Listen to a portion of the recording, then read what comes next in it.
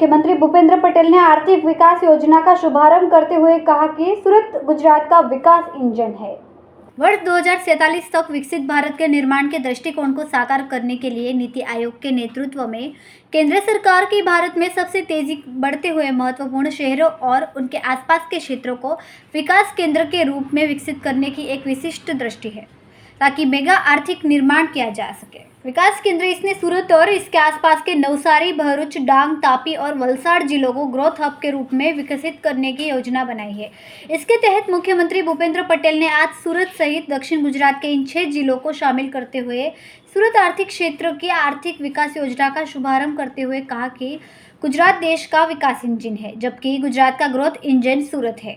Dumas road स्थित ली meridian hotel में launch कार्यक्रम में मुख्यमंत्री भूपेंद्र पटेल सहित नेता मौजूद थे। संवाददाता अश्वनाथ शिरसाट, BHP न्यूज, सूरत। विश्व नेता ने यशस्वी वડાપ્રધાન શ્રી નરેન્દ્રભાઈ મોદીને સતત ત્રીજી વાર દેશનું શાસન દાયિત્વ સોંપીને લોકોએ વિકસિત ભારતનો સંકલ્પ સાકાર કરવાની દિશાને વધુ ગતિ આપી છે। શ્રી નરેન્દ્રભાઈના સફળ શાસનકાળમાં ભારત વિશ્વની 5મી મોટી આર્થિક તાકાત બન્યું છે। હવે ત્રીજી ટર્મમાં તેમણે ભારતને ત્રીજી આર્થિક તાકાત બનાવવાનો સંકલ્પ કર્યો છે।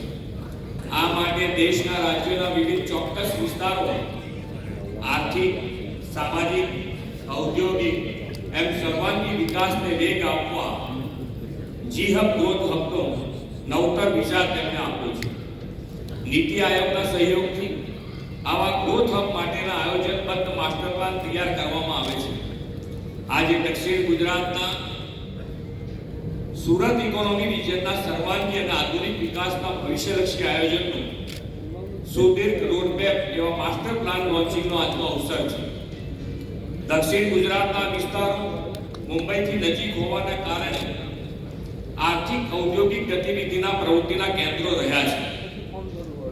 1960 જ્યારે ગુજરાત મહારાષ્ટ્રથી જુદું પડીને અલગ રાજ્ય બન્યું ત્યારે લોકો કહેતા કે માત્ર દરિયો, રણ અને ડુંગર ધરાવતું ગુજરાત શું વિકાસ કરવાનું હતું।